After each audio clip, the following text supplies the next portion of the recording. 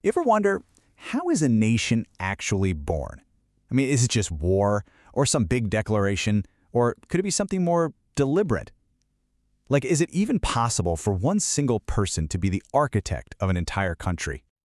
Well, today we're diving into the incredible story of Zhabdrung Ngawang Namgyel. He's the man who literally designed and built the nation of Bhutan, pretty much from the ground up.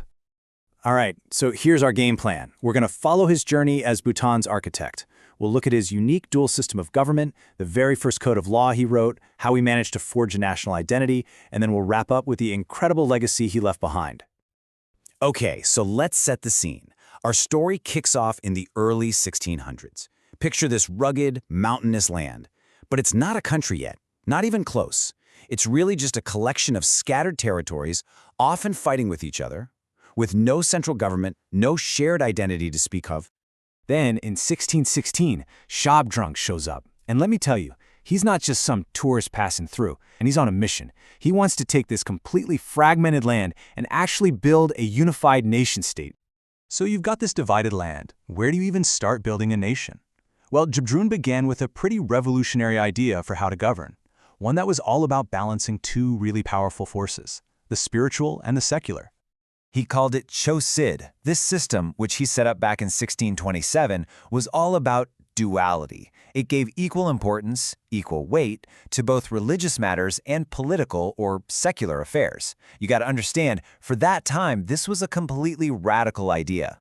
And to explain this, Zhabdrung came up with this brilliant analogy. He said the spiritual law was like a silken knot.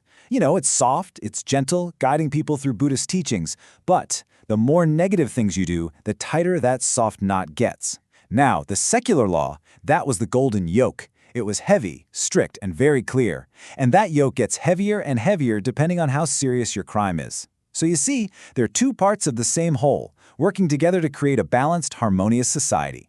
And to make this whole system work, he set up very clear roles. You had the Jekhenpo, who was the head of all things religious, and then you had the Desi, the top dog in political affairs. And under them, you had provincial governors, called ponlops, who manage all the different regions. It created this really clear, super organized hierarchy. Okay, so a government structure is a great start. But to have a truly organized society, you need laws, right? So Zhabdrung's next big move was to create Bhutan's very first blueprint for justice. And in 1651, he did exactly that. He took that massive critical step.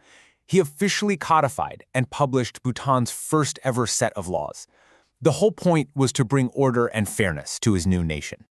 This code was called Ka-thrim, which translates to the law of order. Pretty fitting, right?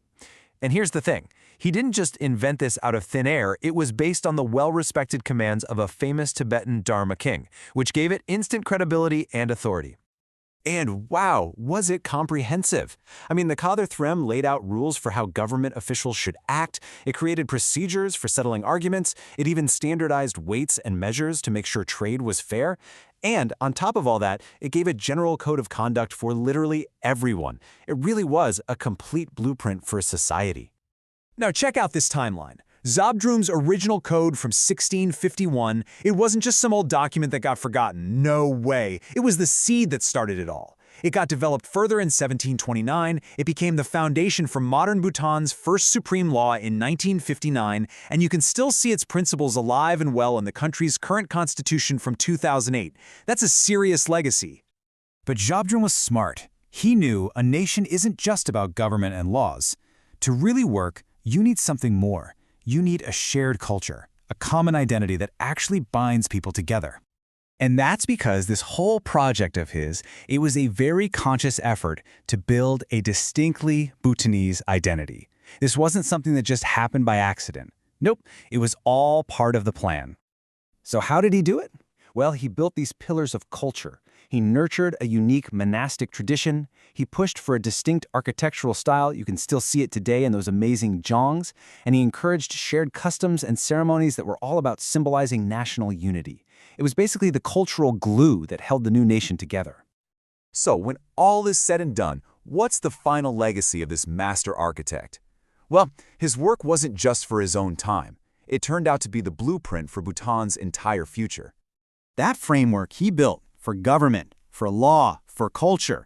It provided such a stable foundation that it allowed Bhutan to smoothly transition over centuries from a medieval society into the modern kingdom we see today. And that journey brings us all the way to a really key year, 2008. This is when Bhutan adopted its very first constitution and officially became a constitutional democracy. It's like the modern evolution of the exact same state-building project Zhabdrung kicked off almost 400 years ago. So, at the end of the day, this isn't just some dusty old history lesson. The cultural and ethical values that Zhabdrung put into place, that balance between the spiritual and the secular, the focus on order and good conduct, that stuff is still a living, breathing part of the Bhutanese state and its people today. So, when you look at Bhutan today, his fingerprints are everywhere. The peace and security the country has, that's part of it. Its modern legal system? Yep.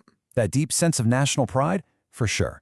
Even the world-famous philosophy of gross national happiness, you can trace its philosophical roots right back to the balanced, harmonious society that Zhabdrung first imagined. It really leaves you with a pretty fascinating question to chew on, doesn't it? How can a vision from 400 years ago, the blueprint of a single person, not only build an entire nation from scratch, but continue to define its future?